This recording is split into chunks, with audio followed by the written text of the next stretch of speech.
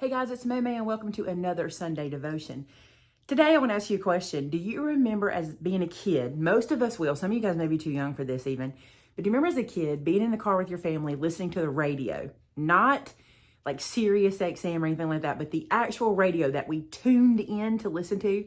You know, you'd be riding down the road and everything's great and everybody's singing the top of their lungs and all of a sudden it cuts out.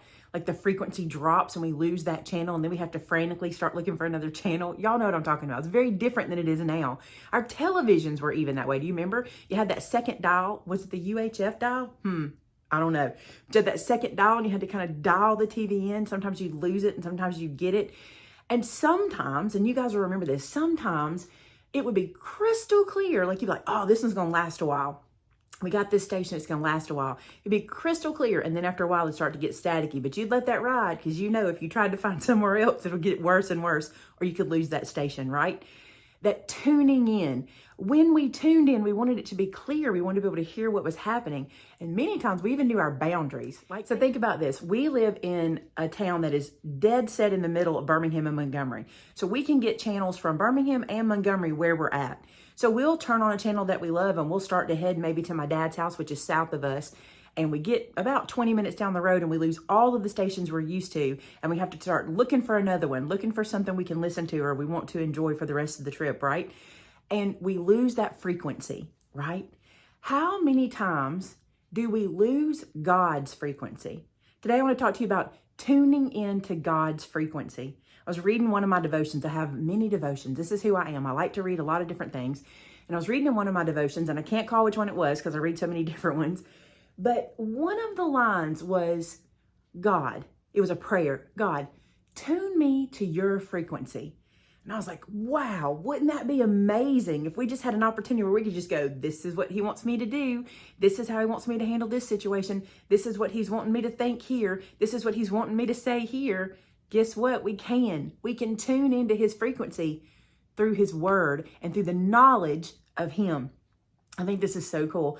I found this scripture I want to read to you. It's from Proverbs chapter 4, verse 20 through 27. So it's going to be a little long, but I want you to hear this. My son, be attentive to my words. Incline your ear to my sayings. Let them not escape from your sight. Keep them within your heart. For they are life to those who find them and healing to all their flesh.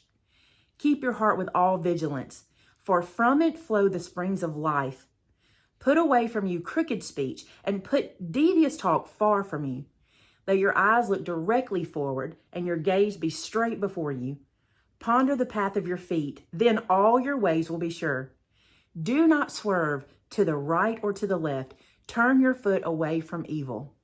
That scripture just sounds like tuning into God, doesn't it? Tuning into his word, tuning into what he wants for us, tuning into for how he wants us to live, for how he wants us to go and to be, right? Another verse in Proverbs tells us, lean not on our own understanding, but in all our ways acknowledge him, and he will direct our path. That's tuning into God. How many times does a situation arise in your life and you're just like, I just wish I knew how God would want me to handle this. This is going to happen if we're not tuning into him. You know, it's kind of like this. We talk about this all the time. This is so funny to me that this is what God brought up for me to reference, but weight loss, okay? You know, people go, I just don't know what to do. I just don't know what to do. I've tried everything. I've tried every diet, da-da-da-da-da. That's not true. We do know what to do, right? We know what's better for us. We know an apple versus a Twinkie. We know. By the way, I don't eat Twinkies. They're gross. But I'm saying we know the difference, right? We know nutrition enough to know what is good for us and what is bad for us in that moment. I don't believe anybody thinks this little Debbie cake is healthy for me. Now, can we find ways to fit it into a diet? Surely we can. Sure, we can do that. But it doesn't mean it's healthy for us. So the question is, do you know the word enough to know what God wants you to do? Do you know his path enough to know when you're on it? One thing I read that talks about how we can get there, one is praying, one is meditating on the word, and one was listening to God and talking to others about God. This was interesting. I wanted to get to this because I like it. Do you have friends that you talk about God with? Do you have friends that you talk about what God's showing you and what he's teaching you and what you're learning through him? This is so amazing, this connection you can have with people that helps you to talk about him. I remember I met a pastor one time, and I was talking about something my mom was going through cancer treatment at the time. And I remember saying, but God's got this, and God is leading her to the right doctors and to the right places. And I was just giving God all the praise and all the glory, which I always want to do. And he said, you understand it. And I was like, what do you mean? He said, you get it. You get that God is in control. And I said, I do get that. We're not in control. He said, and you understand that you have to trust God. I said, we do. I said, more so my mother trusts him so much. And he said, that's it. And it was so validating to be able to hear him say that to me. And my friends in my circle, we were talking the other day about diet and nutrition, by the way. I don't remember, not on the subject of dieting, but just on the subject of health and wellness, right? And I made the statement, and you can go with this how you want to. This is how I feel. It's an opinion I have. And I said, look, if we want to be healthy, if God made it, we should eat it. That's all there is to it. Like, we should just know that. Not if God made it and someone took it and turned it into something else and recreated it and modified it and da-da-da. None of that. If God made it, we should eat it, and that is healthy. That's how I feel about it. Other people may feel different. Is that what I do? Not necessarily. But think about it. If God said it and we believe it, then it's what should drive us. It's what we should tune into.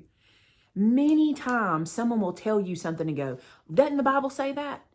Doesn't the Bible say this? Well, the problem is if we're not tuned into the word, we may not know. There were lots of things I didn't know growing up, whether it was really the word or not. And I caught myself saying things. Recently, this was so interesting. Recently, after losing Mom, I said, well, God is near to the brokenhearted. And then I went, does scripture say that? Like, I've heard that my whole life. I'm like, does scripture say that? And I thought, I better check that before I keep saying it. And he is, by the way. But I was like, I better check scripture. So sometimes even the stuff we say, we have to kind of question. I want to be tuned into God. I want to know his scripture. One thing I love is anytime I'm in a service and a pastor's reading a scripture, I love when I know that scripture. Over the Christmas season, we were at a play at a local church. It was incredible. And they were reading scripture. And I was so excited because they were reading scripture that wasn't foreign to me. Like, it's Christmas scripture, so we all know it, right? I mean, a lot of us know it. But I was so excited because I could virtually quote the scriptures. Not that I was excited to, hey, look at me quoting these scriptures. Not like that. I was just excited to know, hey, I've got scripture in my heart to lean on. I've got truth, the word of God. I do have it. I am getting it. It is in there. It is sticking. That made me very, very happy. And I love the thought of being able to tune in to the word. We know that scripture tells us to hide his word in our heart. That's exactly what it means. It means to put it away for when we need it. Now, I'm not saying to put it away and don't talk about it. I love to talk about God and what he does for us. But think of it like this. You know how people stockpile things? This is me. Vince laughs. I don't know if y'all know this about me or not. Vince laughs at me. I am a have one and a backup person. When we go shopping, we ran out of mustard recently. Who runs out of mustard? We ran out of mustard. And so we went to the store to get some, and I put 2 in the cart. And he was like, and then he looked at me, he said, 1 and a backup. I said, yes, because what if we ran out of one and we don't remember? Who runs out of mustard? Like I said, I want to have 1 in the pantry. This is who I am. That's how I want to be with scripture. I want to have 1 and a backup. I want to have 1 hidden in my heart and then 1 to back me up when I forget that one or that one doesn't come to me first. I want to be able to tune into God. I want to be able to look around and see him. There were times in my life when I felt so tuned into him that I could just be like, oh, that's what you're doing. Oh, that's what you're doing. But sometimes now, especially traveling through grief, I sometimes can feel very far away when I really want to be closer. And it's not so much because of scripture, it's just my emotional state. And let me tell you, in one of the studies I did about this, about tuning into God, I just did a Google search before I came to you guys about it called Tuning into God. One of them said that one of our problems is our mind. And I believe this. It's not even so much the knowing of the scripture, because you can know all the scripture you want to know, but if you don't believe it and you don't put it into practice, that's a whole other animal, right? And he talks about our mind, how our mind can distract us. How many times does a situation arise in your life and you got a scripture and a backup in your heart? You know it, but it's not the first place you go. You don't tune in to that first. You tune into the things around you. You tune into your circumstances and you let them be what comes clear and not the scripture. We do that a lot, right? We tune into, but this is what's happening. And we forget, but God, that's where we should be tuning in, right? How many times have you spent days on a topic in your brain, just going and going and going, and then finally go, you know what? I can't fix this, but God can. God can do immeasurably above what I can ask or think, right? Lean back to our scriptures, Ephesians 3:20, lean back, right? Go to our scriptures and a backup, tune in to God. I challenge you, this I talked about last week, I wanted you to find a topic to be working on, but I challenge you this year, try to tune in. Try to be in tune with what he wants us to do and be and say and go and live and be about God and tell people about him. And here's what I mean by that. I don't mean walk around going, tap, tap, tap, do you know Jesus? Tap, tap, tap, do you know Jesus? Do that if you need to. I'll share something with you, and I'm not going to share the person, and we're still in conversation, but I had somebody email me, not just right before Christmas, and talk to me a little bit. And the way they were talking to me, it felt as though they may never have had a true salvation experience, just the wording they were using. And I tried to tune into God and say, what do you want me to say to this person? And sometimes it takes me days. Sometimes I'm not a knee-jerk responder when we're talking about God and scripture. I want to know what he wants me to tell you. So I waited a little while, and I came back, and at one point I remember typing, if you don't mind me asking, has there ever been a time when you've accepted Jesus as the Lord and Savior of your life? And I thought, this will at least get this topic going. And I didn't hear back, and I didn't hear back. And sometimes that happens, and that's okay. Why? Because I send scripture, and I know God's word won't return unto him void. But a couple of days ago, she responded back, and she said, she was telling me about her holiday and how things were going and the good things that were happening. And she quoted that one line from my whole email. That's all she quoted. The one that I felt like God really gave me for her. She quoted it, and then she responded to it in a very positive way, in a way that says that she accepted Jesus over the holidays, which was, I cried. I was so excited. I was like, thank you, God, for making me say that, for enhancing my typing to type that, right? That's not from me. That's because I tried to tune into God. It's exciting when that happens. And I pray that her experience was genuine and real. And I may not meet her here on earth, but in heaven we'll get to meet. And I think that'll be just amazing, right? And I don't want it to sound like I'm taking credit for her salvation. That is not true. Actually, she had someone in her life that was already talking to her. I just kind of wanted to go, have you done this? Okay, so I want to make sure I say that. I'm very excited. She's one of those people we were talking about earlier. Are you talking to others about it? And she was. Her and her sister-in-law had been discussing it. I just think it's amazing. But in your life, tune in. God, what do you want me to say to this person? How do you want me to approach this? I'll tell you a really cool story, and then we're going to go. In one of the books I'm reading, and I keep telling you I'm reading so many books. I'm reading so many things.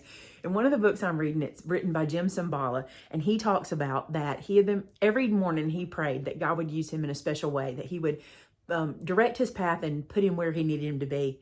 And this one day he got up and he prayed, and he was headed out on a plane. He said, which I've done hundreds of times before. And he got on that plane, and when he did, there was one man on the plane and him. The entire plane was empty, but him and one man. He said, this has never happened to me in hundreds of flights. Never. He said, I knew that man was who I was supposed to talk to. He said, I spent the whole early part of that trip seatbelted in, waiting for the seatbelt sign to leave, for me to get up and move back there and talk to him. And I was praying about it. God, thank you for this opportunity. And he said, I was chomping at the bit. He said, about that time, right as the seatbelt light went off, a stewardess came up and said to him, can I get you a drink? Can I get you orange juice? Anything like that? And he was like, no, I'm good. And he said, I was trying to be very nice because she didn't know I had an appointment with the man in the back. She didn't know. That's what he said. She didn't know I was divinely there for the man in the back. And he said, but she was very persistent. She had nobody else to work with. And he said, she said again, are you sure I can get you this? She kept offering him things. And the third time she interrupted and offered him, he said it was like, this is literally what he said. He said it was like the Holy Spirit hit him upside the head and went, it's not the man, Jim, it's her. And he, in that moment, spent the rest of the time talking to her, and she came to rededicate her life right there on that airplane. Being tuned in, asking God to use you. Look, sometimes the frequency gets a little blurry like it did for him. But then when you get it, be brave and be bold and know that God's going to use that time. Isn't that a cool story? I thought it was awesome. So I pray for you guys that you'll start tuning in, start listening. It doesn't mean you're going to be, you're going to have all your radio stations clear in a day. We talked about that last week. If you need 6 months on a topic, take 6 months on a topic. If you need 6 days on a topic, spend time knowing where God wants you, but hearing him. Have your ear inclined to him, as the scripture said. Your ear is inclined to him. Don't listen to the world, and don't let the world tell you what to do. Paul says, be transformed by the renewing of your mind, listening to God, the scripture, the word. Don't let the world form you, but be transformed because of God. Right? I could go all day. I'm going to stop. But I'm so excited. I hope that you got something out of this today. I know that God has so much for us to know and so much to lead us and guide us. He'll never leave us or forsake us. And he's going to be there for you, even in the times when you can't hear him, when the static is too much. Dial in, take the static off, meditate, get rid of the static, and dial in, tune in to what he has for you. Let's pray. God, thank you so much for these words today. I'm encouraged by the thought of tuning into you. Thank you for the words you gave the writers of the books I'm reading. Thank you for the stories that I'm taking in, how we're able to take those things that you're giving other people and that they're living to do and help it to guide us in our lives. God, I thank you that just in a simple devotion, I can get so much out of one line. God, tuning into you is what we all want to do. I want to be tuned into you. I pray that everybody here today, that is their prayer, to be tuned into you. What a difference we could make if our day started with your tuning and your guiding and your directing. God, thank you for your blessings. You do so much for us. Thank you just seems so small. We love you, Lord, and we thank you for everything. Thank you for everyone that's watching today. God, if somebody heard something and it spoke to them, I pray that the Holy Spirit will start to just feed that, just plant that seed and water it over and over again. Surround them with people that want to tell them about you and help everyone here find someone that they can talk about you with, God. Thank you so much for your blessings. In Jesus' name, amen. Thanks so much for being here, guys. I hope this really spoke to you. Tuning into God. I think it's really cool. The visual of that was really neat to me, especially because I was a radio kid, right? Mom always had a radio playing in the house, so I get it. That one made sense to me. Thanks so much for being here today. And until next time, bye now.